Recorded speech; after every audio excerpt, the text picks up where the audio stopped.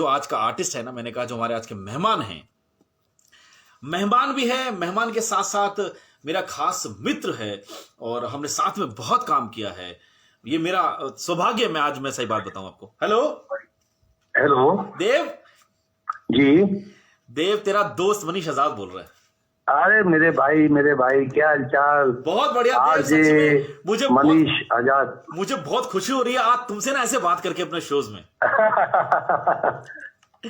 मैं सभी सुनने वालों को ये बता रहा था देव कि हमने साथ में कितना काम किया है और मुझे कितनी खुशी है कि आज देव को मैं एक बॉलीवुड स्टार के रूप में अपने शोज के अंदर लेकर आया हूं। ये मुझे तो नाइस ऑफ यू भाई, लव यू। और सभी सुनने वालों को मेरा नमस्कार। बिल्कुल समझते हैं। और देव, और इस समय क्या कुछ खास चल रहा है?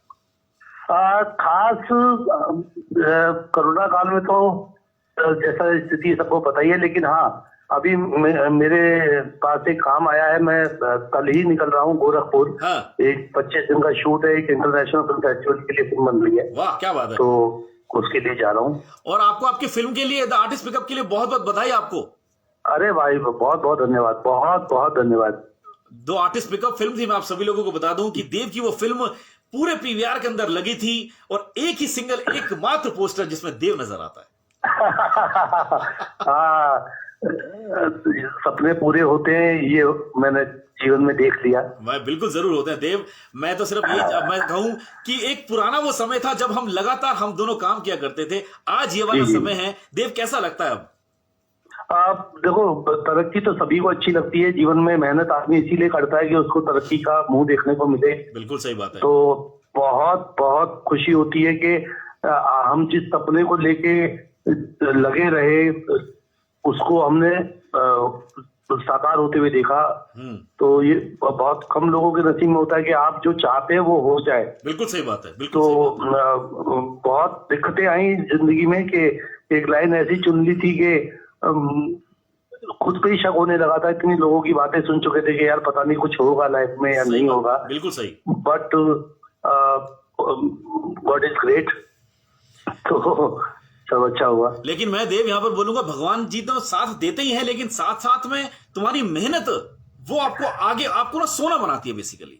हाँ बिल्कुल मनीष, होता क्या है कि मेरा ये मानना है कि ईश्वर सबको एक चांस देता है, ऐसा सब लोग भी मानते हैं। बिल्कुल। लेकिन उसके साथ करना क्या पड़ता है कि आपको, जैसे मान लीजिए आप बीज नहीं डालेंगे तो फसल कैसे होगी। सही बात है।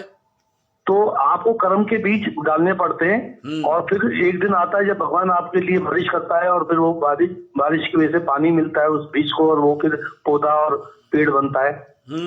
तो आपको हमेशा कर्म के बीज हमेशा ही बोने पड़ते हैं। बिल्कुल बोएंगे। अब तुमसे थोड़ा सा पर्सनल सवाल पूछता हूँ जी।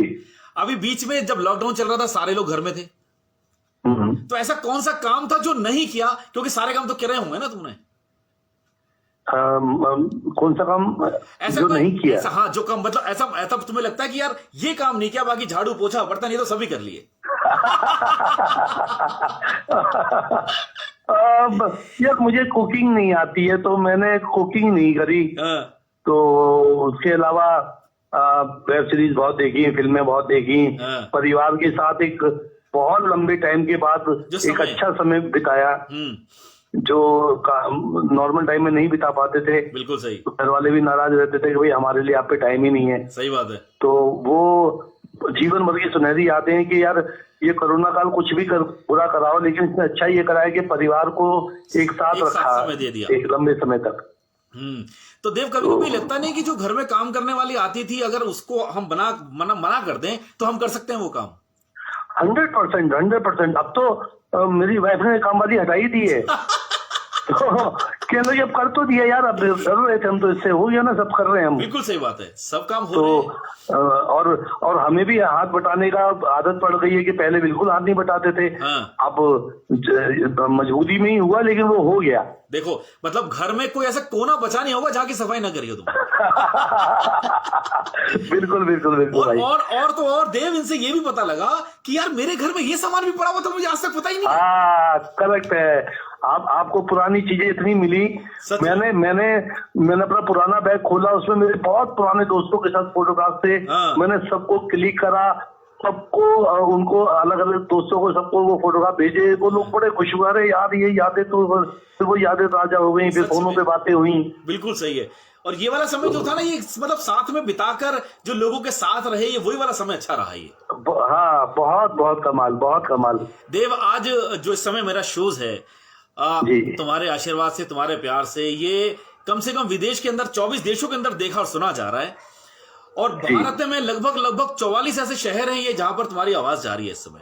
अरे मनीष भाई, मैंने तुम्हारे लगभग सारे शो को सुना है, समझा है, और इतने अच्छे अच्छे लोगों तुमने इस प्लेटफॉर्म पे लाए, ये कमाल की चीज थी। और बहुत खुश मिजाज, पॉजिटिव और बहुत ही एनर्जेटिक आपका शो है, तो मजा आता है सुनने में यार। बस अब मैं ये चाहता हूं, लेकिन जो देव देखो, तुमने तो स्ट्रगल का कहते हैं ना, स्ट्रगल में एक एक शब्द, अगर मैं पूरा स्ट्रगल लिख दूं, उस एक एक शब्द को साथ तुमने सालों तक जिया है। जी जी, मैं चाहता हूं उन आने वाली जो नई जनरेशन है, जो इस फील्ड के अंदर आना चाहती है, एक सुंदर सा संदेश उन बच्चों के लिए। मेरा संदेश बस इतना ही है दोस्त, के 2-3 बातें इसके अंदर की। एक तो आप इस लाइन में अगर आना चाहते हैं तो आप ये अपने मन में ये टटोलें कि क्या आप अट्रैक्शन में आए हैं या आप इसको जीने आए हैं। बिल्कुल सही बात। तो ये आप अपने में जरूर झांकें, और जब आपको लगता है कि हाँ मैं इसमें जीने आया हूँ, मुझे पर्दे पे आना मेरा शौक नहीं है, मेरा एक्टिंग करना मेरा काम है, मेरा पैशन है, बिल्कुल सही। तो फिर काम को अच्छे तरीके से सीखें। सही बात है। और सीखना बहुत जरूरी है हमारी लाइन के लिए, खासकर एक्टिंग बता रहा हूँ दोस्त, के ज्यादातर लोगों को लगता है कि आप कुछ नहीं करते तो एक्टिंग कर लो। बिल्कुल सही है। ये बिल्कुल बेकार बात है। आपको ये बहुत अच्छे से सीखना समझना पड़ेगा। एक्टर बहुत समझदार होना चाहिए, क्योंकि दुनिया में हर आदमी एक या 2 किरदार जीता है। मान लीजिए वो एसएचओ है तो वहाँ एसएचओ की भूमिका अदा करता है, घर पे आगे बाप की और पत्नी की और भाई की भूमिका अदा करता है। लेकिन एक एक्टर होता है जिसको समाज के हर कैरेक्टर को जीना होता है। बहुत बढ़िया। उसकी बॉडी लैंग्वेज समझना होता है, बहुत बढ़िया। उसके हाव भावों को समझना होता है, सब चीजें उससे बड़े ध्यान से ऑब्जर्व करना पड़ता है।